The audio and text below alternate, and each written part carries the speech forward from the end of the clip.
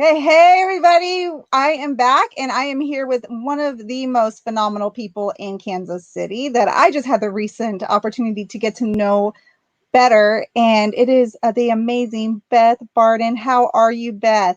I am well, but I'm not sure I'm going to live up to that hype. Thank you. If I ever do like a tour of anything, I'm not like a sandwich tour. I feel like I'm going to ask you to go with me because it doesn't get much better than that.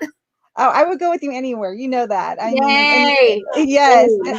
In the short time that we have known each other, you have been so phenomenal and just so open and like a best friend. And just want to tell you thank you for doing that, because I feel like everybody that I've met, and we go back to the Queer Eye sessions. Yes. Have met through there, have become family. So I just appreciate you being part of my family now. I feel the same. And I really, it's been, it's one thing to watch somebody and kind of interact with them a little bit behind the scenes, like just with catering and cooking. Yeah. And then to kind of run into you here and there with different events. And like, I've always admired you from afar because you're so active and positive, but like never in a disingenuous way. Like, I love that like beautiful balance of happy, sad, which is kind of how I am. And I think there has to be like acknowledgement of real strife to really love real joy. And I love that you are very open about all of it. And I think it makes you super relatable and just very, I don't know, lovely to listen to. Well, I appreciate that so much. I'm so happy that people are finally like giving you space and rooms that you've always belonged in. I appreciate that. Well, that's what I'm hoping to do here. And that's why I wanted you on, because first of all, I want to know your backstory, because we haven't had a chance. I mean, it felt like we met, got to know each other, then all of a sudden COVID happened. And it's like, okay, now we see each other virtually on Facebook and things like that. But I still don't know your backstory. I want to know all about it, where you're from, how, what you're doing in Kansas City. And then we can talk more in depth about like how we can all support you as well. Okay. So let's get to know Beth. I mean, so my backstory is a little weird. I come from the Detroit area. I moved to Kansas City in the 90s. Okay. And I was living outside of Kansas City on a small farm, very, very short amount of time. I moved to Kansas City, engaged to a fella that I very quickly, I very quickly realized was not the right choice for me. And left and kind of didn't know what to do. And so I just kind of stuck where I was. And there was no part of me that ever said, ooh, Kansas City, can't wait.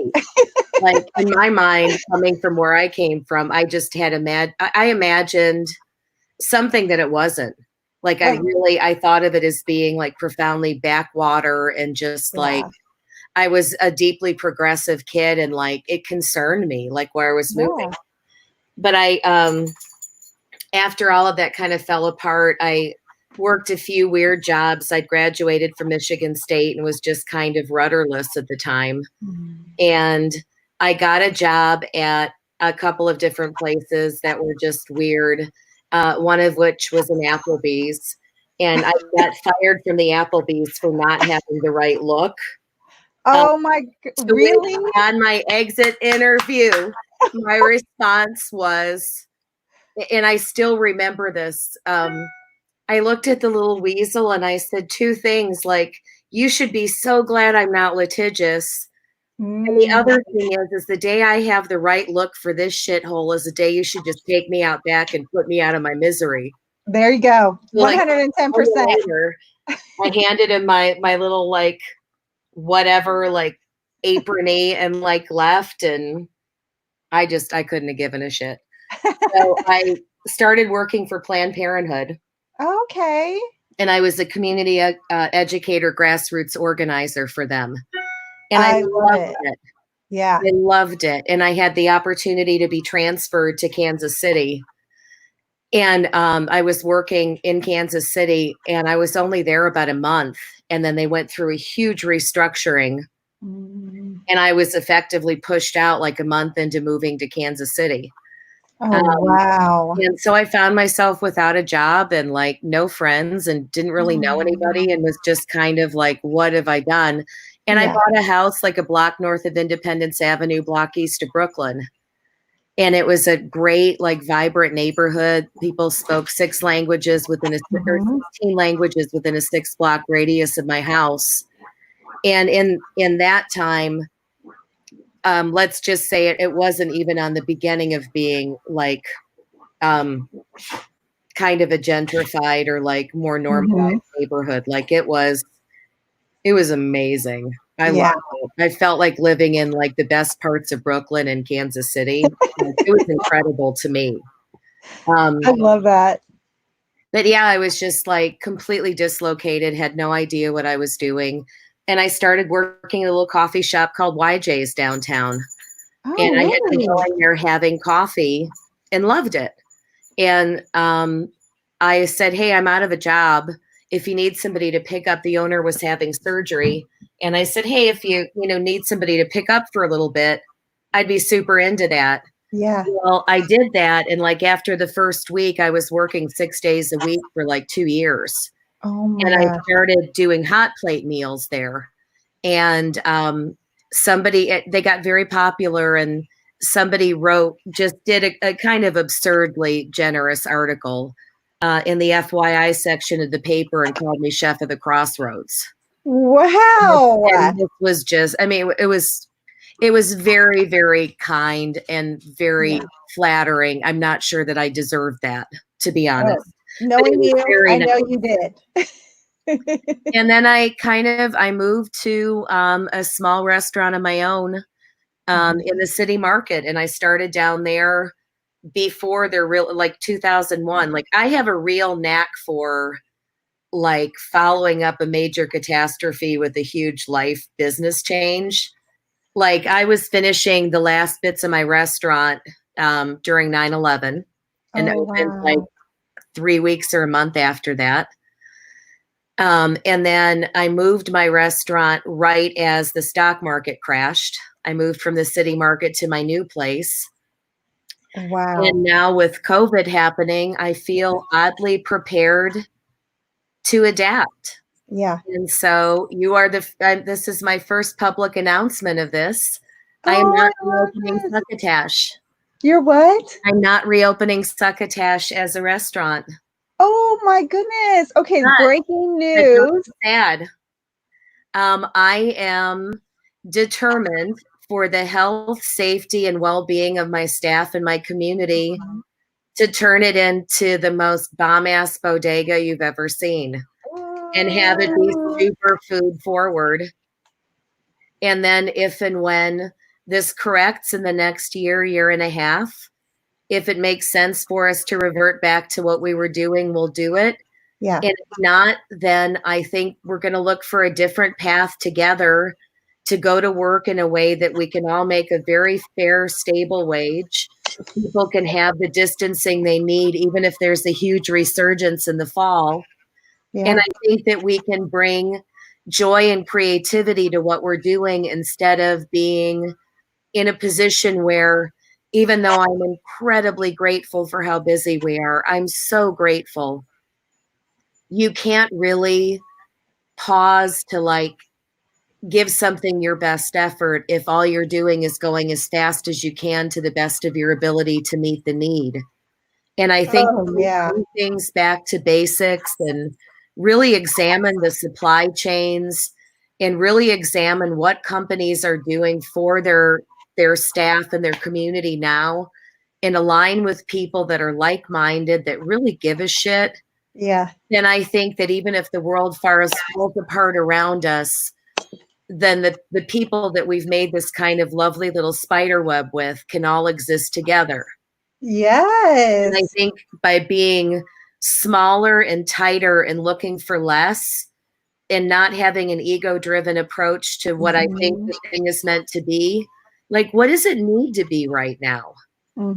It needs to be something where I can sit like dots 6 feet apart on the floor, and as COVID disappears and people walk on my floor, that disappears too. Yeah. And it just becomes little flecks in the floor.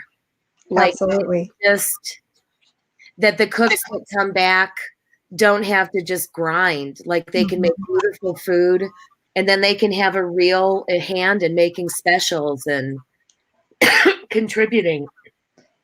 And pastry chefs can come in, and I can set up a program where it's, okay, we need this many cookies, this many this many that. You can spend this much on ingredients. Beyond that, do what you want.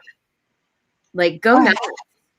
Like, you know, how Beth, can you do that? And like artists who love to cut beautiful little bits of fruit and like garnish things and do beautiful like smoothie bowls and have a big pastry case full of beautiful to-go items and different kind of areas that serve kind of the best of what we do when we're allowed to do it.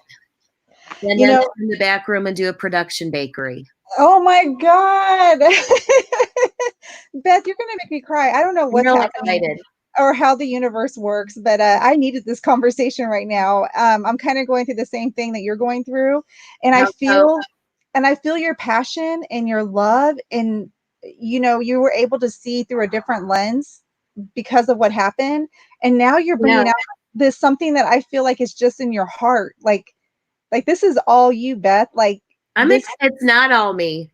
I love it. I'm not kidding you. Like we have been since the day after Easter, we've been exclusively cooking for hospitals, hospital workers. And we've been trying to fill the niche market for, there are a lot of people that are very lovely and have been sending lots of pizzas and sandwiches and things. There are a lot of gluten-free, vegan, vegetarian, and Muslim clientele. So we're bringing as much as we can to fill that void, so that it's a different kind of level of sustenance, like very personal. And to me, I felt like if the staff was going to be at the restaurant, it could only be the staff that really wanted to be there.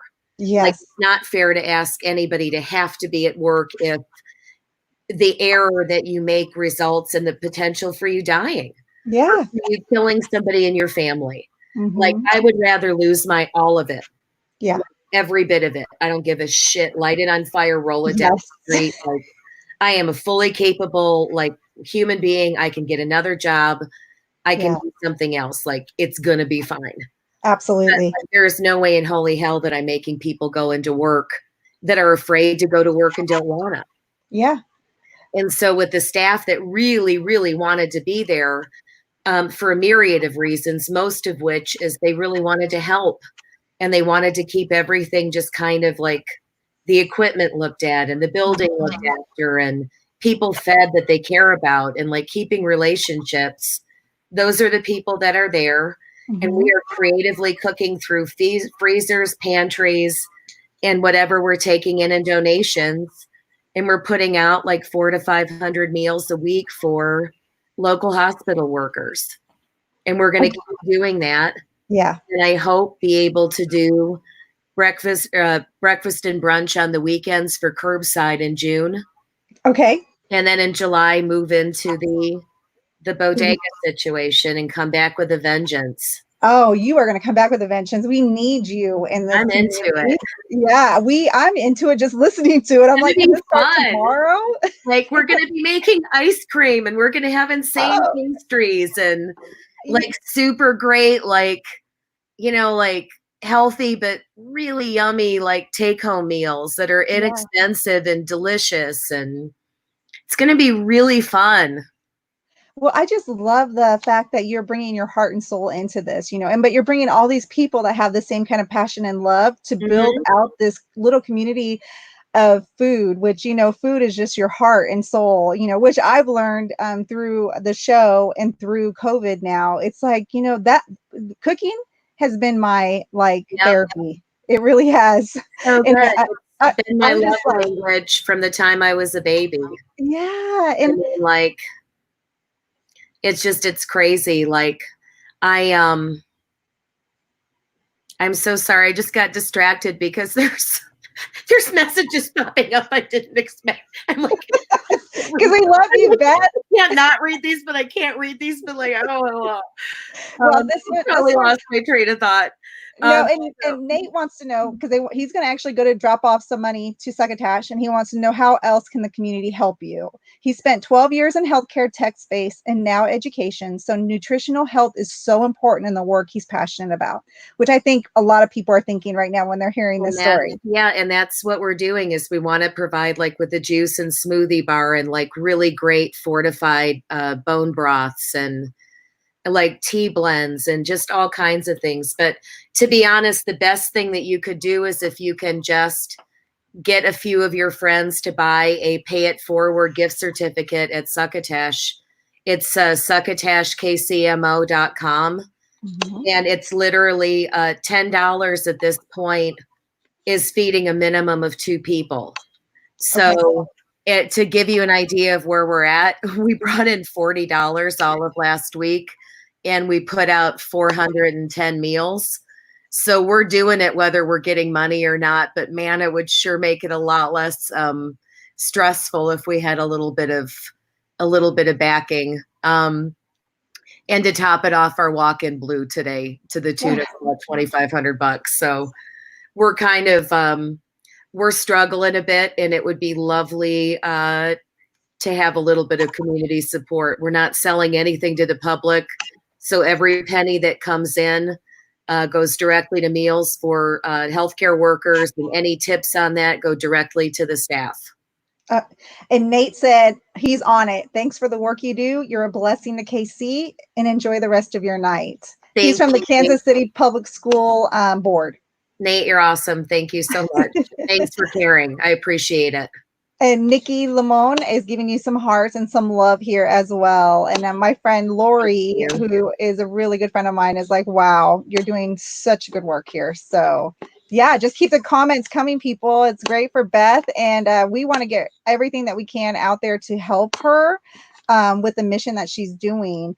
So and Beth, there's one other thing that I'm also building into the new model of the restaurant is there won't be any servers and there won't be any server pay.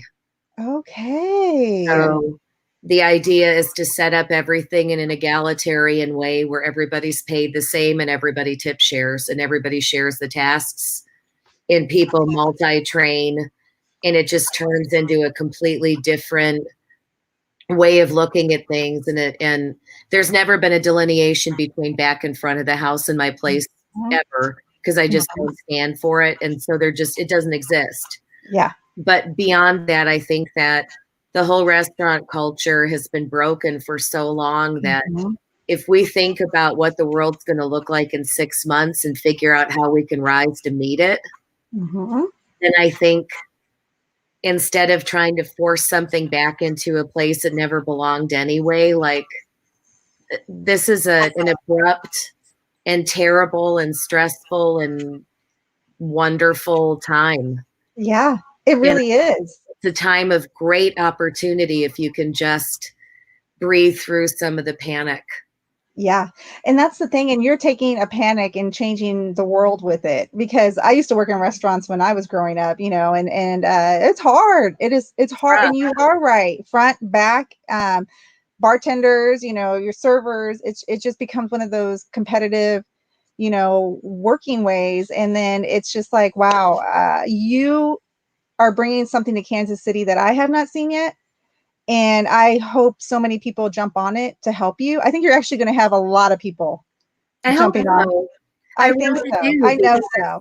If we had more donations coming in, we could do more meals. Yes. Even if people have they're super long on a case of something they ordered and they don't need anymore. Yes. I'm your girl. You have weird to-go containers that have your restaurant's name printed on it. I'm your girl. Oh. It's fine with me. I will very happily upcycle anything that is, usable. We're happy. We're very creative and very happy to turn anything we can get our hands on into product that needs to be dispersed to people. Yeah, absolutely. I'm excited. It's like, you got me excited, and I just feel like there's so much opportunity for something really, really good here. Yes. And I'm so lucky that I'm right in a neighborhood, and I know that I I've really kind of stayed out of the fray, and I haven't really said a whole lot since all of this started. And I really just kind of needed to take the time to figure out what this really was going to be and and get peaceful with it so that I could get excited about it and so that it could be the thing it was meant to be instead of just like some panic move. Yeah. You know, And I think that's bad. You have to sit still long enough to figure out what you really want to do so that you don't come across as frenetic. exactly. And Steph Scuffam just wrote, she said, love that. Rise to meet it. Hi. She's so great. Isn't she the best? Yeah. I mean, she's just the most so amazing. Smart and like together. Yeah, it's kind of amazing. And The amount of women that I've met in the last 2 years in Kansas City that are remarkable, it's just astonishing to me. Like, it makes me so happy that this is where I ended up and where I chose to stay. Well, we love that you're here now.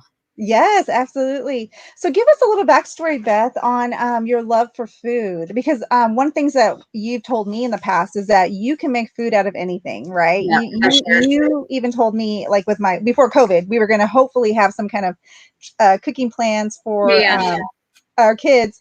But you were telling me a little bit about your process and the fact of urban farms as well. Can you give us first a backstory about like your love for food and how you became who you are? Well, I think I grew up in a multi-generational family outside of Detroit, and my grandmother lived with me my whole life, and she was Hungarian. And so I grew up kind of just adoring her, and the things that she ate they were pretty weird. Like, they were not things that a typical like small kid would like. And every time my dad or my mom or my brother would just be like, oh, I loved her so much. I was like, oh, this is great. And I was like, cottage cheese and raw onion on rye bread, like dragging hot radishes across a salted paper plate and like stuff I love now, like liverwurst and liverwurst and mustard and onions on rye bread. And like, it was some deep dives, but I think that I just was always, I love the alchemy of it. I love the feeling of that warmth of cooking with somebody and like watching somebody's hands and somehow when they fed you something, like understanding them a little bit better or feeling cared for. Yes. And I think wanting to, like, I don't know, and like in absence of a family of my own, like I feel like I've always made my restaurant like just kind of a large version of that, where I get to have the family dinner every day that I didn't, necessarily have. Yeah. So I love it. I love it. And I also love the fact that it is completely impermanent. Like you can spend the rest of I still spend like time trying to chase the flavor of a taste of sorrel soup I had years ago. Oh my gosh. Like, those perfect moments where everything's perfect and you can never duplicate it. Yeah. Somebody's mood or the humidity or the salt they used or the extra 5 minutes or whatever. I love that you can just never, you can spend your whole life in pursuit of perfection and you'll never reach it. Absolutely. And you can always learn something and when I travel, my favorite thing is you can share what you cook. Like I can travel, and if I don't speak the language, I can get in a kitchen with somebody and know where they're going. Absolutely. And hand them the thing and be helpful and share. And like they understand me and I understand them. And it's just like that kind of interaction with people and just like visceral level, like communicating, just nothing makes me happier. And I feel that now, and I regret. So I live with my grandparents as well. And when you talk about food, that's insane. When you have a cow head in your refrigerator and a cow tongue sitting there, it's just like close your eyes, grab the cheeks, throw the tongue into the dog, run. grab a little Valentina on your way out the door in your car, and just sit in the backyard and hope nobody sees you. Oh, I love that. I mean, it's just, I think we are so lucky to have that as part of our, culture, and like we have that as part of memories, right? I will say, I can't say, okay, so my mom's going to be really pissed probably if she hears this, but like she cooks the best turkey I've ever had in my life to this day. But like for the most part, I never tasted anything but salt, pepper, or paprika my entire life. Like really? my family did not cook. I never ate at Mexican restaurants. I never ate Asian food. I never did any of that until I started working in restaurants. And then I would be the kid that would be the waitress, but I'd be in the back with the cooks, and I'd be like, hey, I'll cut all your onions if you teach me how to make that. Oh, I was fascinated. I was a really good server because I explained the food in kind of a porno way. And I was chubby, so like I gave you permission to eat it and then to get dessert too. So I was like, girl, I know what I'm talking about. And I could sell a menu. Because I appreciated the craft, and it was like, I really wanted people to taste it because it was amazing. And it wasn't about the money. It was about like a lot of thought and time went into that. And that is crazy good, and you should have it. And so I learned that way, and I got excited. And then it was just like a weird thing that, oh no, I'm so sorry. You're good. Hey, you know what? You have people probably calling you like, oh, let me hear more about this. Done now. Sorry. You're good. Pilot, and I thought that would stop it, but it didn't. But oopsie. Yeah, old people and technology. This is what happens when you go live. Oh boy. But yeah, I love the impermanence of it, and I love that. I don't know. It's like the reality is I think I'm really stubborn. And like if somebody says to me, well, 90% of restaurants fail. I'm just like, so? Like, why do you get to pick what percent I get to be in? Exactly. Like, that's cool. So if there's 10 of us in a room, that means that 9 of you are toast.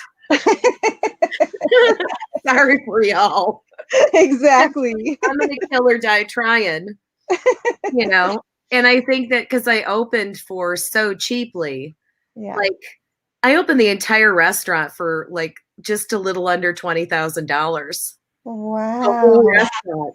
Oh my God. That's insane. That was it.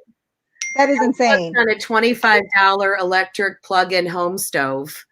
For the first 3 years that I was open. I didn't have a hood. I argued with the city for 3 months to be able to get just a little steam hood in. I finally had an engineer draw up, because the ceilings were 16 feet, to draw up like the cubic feet and like air of the room, and like go down to City Hall with me and be like, if I had all of them going at once and lit the whole fucking thing on fire, like it still wouldn't give a bad air quality. So it's fine. And so we're all good now. I had a freight elevator that I turned into a booth. And so after shift, we'd use it, but during shift, you'd have to go down spiral stairs with a sheet tray on your head to the prep kitchen in the basement. I mean, it was all kinds of busted, and I loved every minute of it.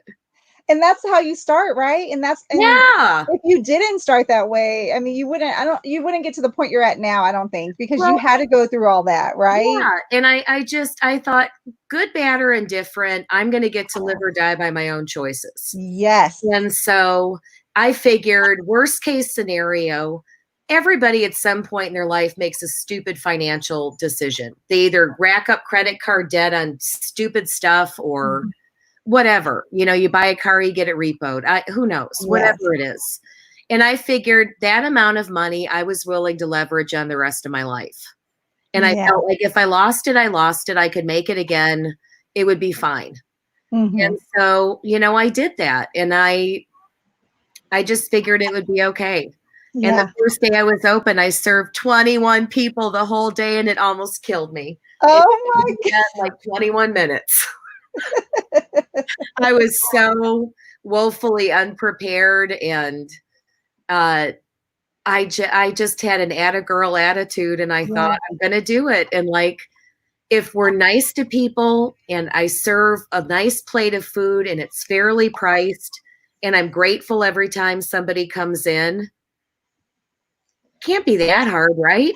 Right. And you know what? I know sometimes we can make it seem easy, but just knowing what you had to get through to get to this space, that's the part people, I'm so glad to share that here with you, and I get to learn about that, because that just shows me even more about the amazing person you are and the work you've been doing. I was on the line. I was the primary 6-day-a-week person for 13 years. Wow. And I finally was just like, if I can't figure out how to not be here all the time. Yep. And then in like 14 and 15, it was a little less. And it's gotten to the point now where honestly, the staff I have is so remarkable. They could weekend at Bernie me for a really long time and nobody would know. And like keep that thing going and just like let me like, I don't know, like pick me up in an attic somewhere. And oh my God. It'd be fine. Like, this is the best. I'm trying to give anybody any ideas, but like hey, they have got that dialed in, and I couldn't be more proud of them. Yeah, absolutely. I cannot wait for this new concept to come about. I am so proud of you. I'm so proud of you for what you're doing for the city, and it's just you're you, Beth. That's the most amazing thing, because I've met people that it's not so authentic, and you kind of see through them, and you yeah. No, I don't believe. Oh, sorry. I'm going to bust in with one more thing, because talking about me makes me uncomfortable. And so I'm going to just divert. So another thing that is going to be part of the model of the new place. Yes. Is understanding the need for the philanthropic part of the restaurant that we've been doing, and how important it is, and like how many meals we've been sliding out of side doors to people, and just like kind of gently giving people like groceries and supporting when the restaurant or the bodega, or I don't know what the hell I'm going to call it, when it reopens. Yes. In whatever little beautiful way it's going to reopen. Every day there's going to be a meat and a vegetarian option that you can either pay for, pay it forward, or you get it for free. That is phenomenal. If you can't afford it, you just come in and get a lovely, dignified plate of food. Nobody knows until you go to pay for it. You just push a button that says "Not today." Are you serious? Yep. I want everybody that needs that to get treated the same. And okay, that's it. Can I just work for you? I think I just want to work for you. Yes, I want to just come and work for you. Yes, please. Any day of the week, you would be welcome. Are you kidding me? We need to get work for me, work with me. That's I am going to be working with you 110%. Trust me. And then I just work down the street at Hallmark, and they love Succotash, so they're going to love this new concept coming in. 110%. I think it'll be great, because it's going to be a really nice mix of fast casual, and then also meal kits, and then I'm going to start doing specialized like meal prep for people. So if there are like dietary restrictions or things, we're going to have things available where people can pick up, like from Hallmark could walk over and pick up 4 days worth of their meal kit and then come over again and like, have the next, and basically do them in little blocks for people, and have like juice packs. And I want this to be like kind of an exciting way for people to be able to sustain and eat well and not stress. Because I think that a lot of what happens after terrible things like this happen is people get real freaky about food.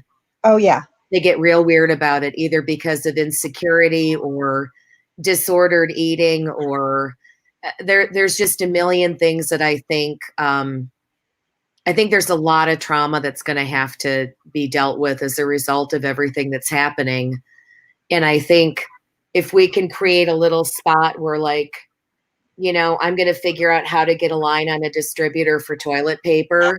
Oh, So like if nice. everything goes to hell, I've got your rear end. Yes, you do.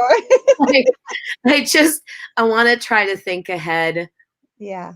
Because I know it's going to happen again because they're Oh, opening in an unethical way that makes no sense to me whatsoever. Same. I And agree.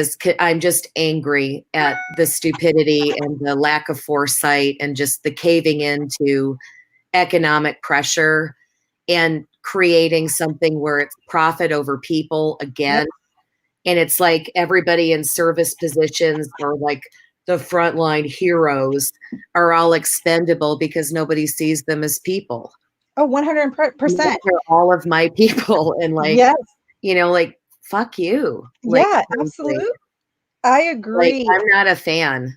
Yeah. And it's like, how do you ethically tell a server, like everybody else needs to stay 6 feet apart, but you need to get within a foot of that person to deliver their food or to stand there, and people can't wear masks when they're eating. Right. They And can't. so one bad sneeze in the one bad direction, and you got a whole lot of people sick that didn't ask for it. In That's the whole the thing. absence of good leadership, I'm sorry if that makes people mad or want to like shit bomb me. I don't care.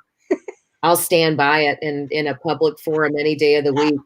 I will be right there with you, and I will defend you, and I will just add on to the craziness because we have been doing the same, taking care, and it just makes me so upset when I go to a grocery store in KCK with my mother-in-law and nobody's wearing masks.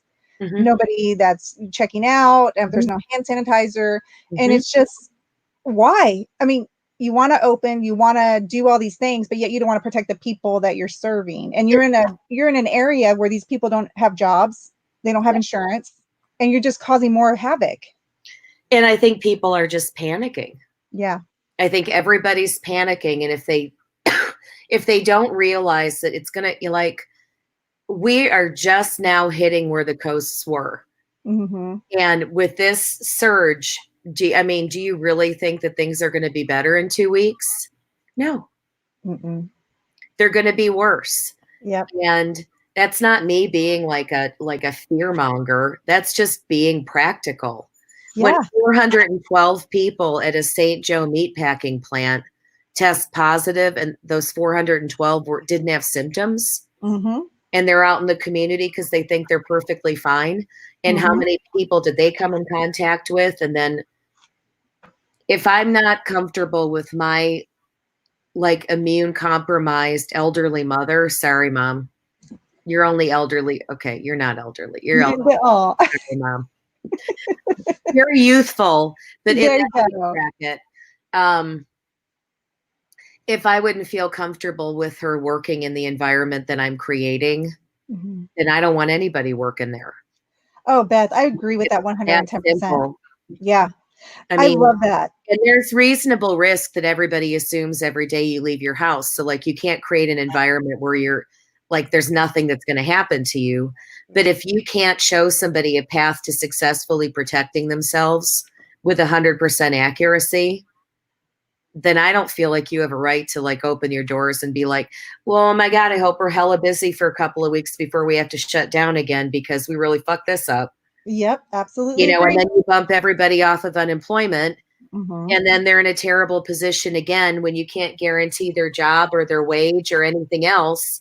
And the states are all pushing to open everything up to get people off of unemployment. Yep. It's just this awful, awful thing where like, why should anybody be in the position of having to decide, do I want to go somewhere that I feel terrified to go, or do I want to feed my family or myself? Yep. Absolutely. Like that is just messed up.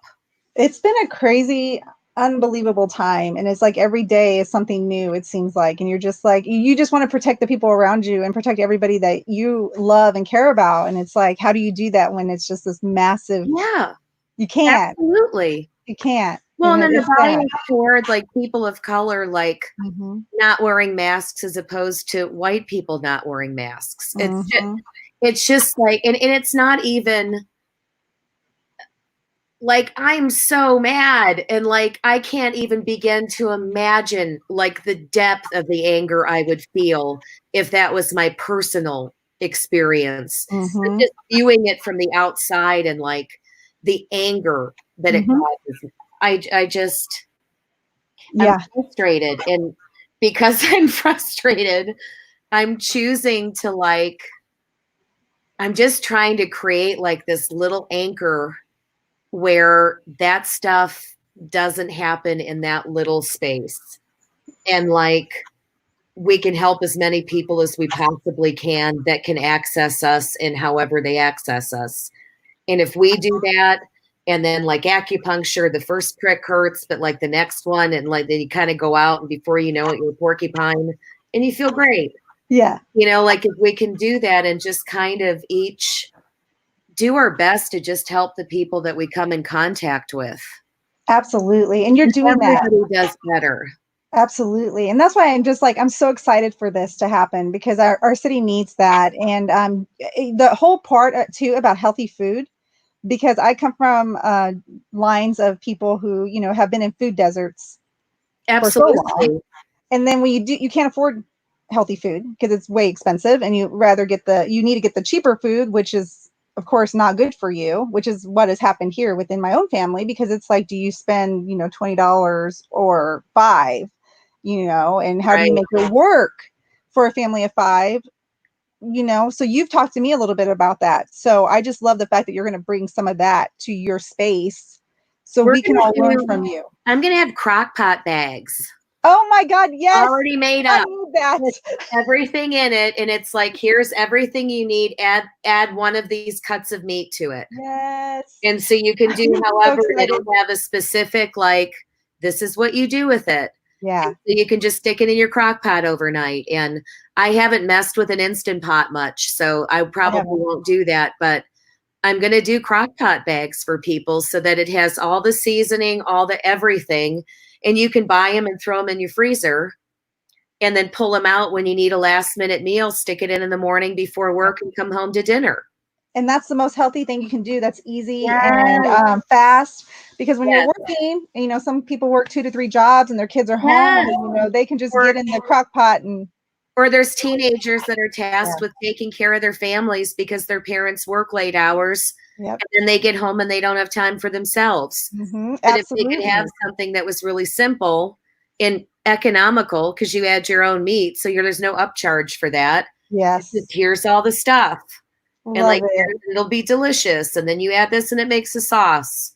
You know, like that kind of stuff. In addition to like the more like kind of upscale organic stuff. I don't want anybody to walk in there and say, I can't afford to eat something that makes me feel full and well. Oh like, my God. Like it's not happening.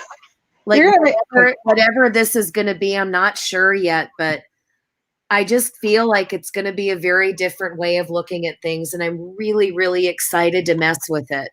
Yeah, and I'm excited to share it because even in concept stage, I'm so excited to share it because we need this. Sorry, my last you're good. Our communities need this. And thank you for bringing something accessible to us, to a lot of us who don't have access like this. So I am all about, you know, once when you got it, I'm going to share your space and be there, you know, doing live feeds. We should do that. Yes. Are you kidding? Can we get together and cook? Yes. Can we do a tamale night and sell tamales for a charity? Okay. Where's my take? Because we need to get them involved as well. So I make duck and roasted corn and poblano pepper ones, and I use the duck fat and the masa. Oh my God. And then I wrap it in banana leaves. Okay, so I don't know about the duck because I'm not, I don't eat a lot of meat, but that can be for anybody else. But when you also roasted corn and poblano. Yes. Yeah, oh my God. Really good cheese. Oh, favorite. Yeah, little cotija. Okay. I love it. So everybody watching, that is going to be coming up. So you guys need to get ready. We're going to be doing a live feed from there so she can show us how this is all done, and then share your space and share the work that you're doing with us live, you know. It'll be fun. No, you're welcome anytime. I appreciate that. It's been such a pleasure. Thank you so much for inviting me to do this. It was really, really generous and lovely. I just love it. So everybody remember, help any way you can. even a small donation. Her website, let me pull that up. SuccotashKCMO.com. And Yep. for $10, you buy a pay it forward meal for a healthcare worker. And at the moment, those are being translated into a minimum of 2 and often 3 meals. So $10 does a lot of good. And any monetary, if you are able to do monetary. We have a Venmo, which is Succotash KCMO. And you can state if you would like that to go to the staff or if you'd like it to go to our Pay It Forward initiative. I love it. I love it. I hope you get a lot of people here to help you. And I'm going to be sharing. Yes, I'm going to be sharing. And we are going to be doing live feed from you so we can get some food shown and your amazingness. So thank you so much, Beth. I appreciate you so much. Just love what you're doing. And I cannot wait for all the amazing. I can't wait to bring my station wagon over and go ride around with you. Yes, absolutely. Me too. I can't wait to see it in person. I know. I can't wait to pull it out. Well, thank you so much. Have a great evening. And thank you, everybody, for joining us. Good night.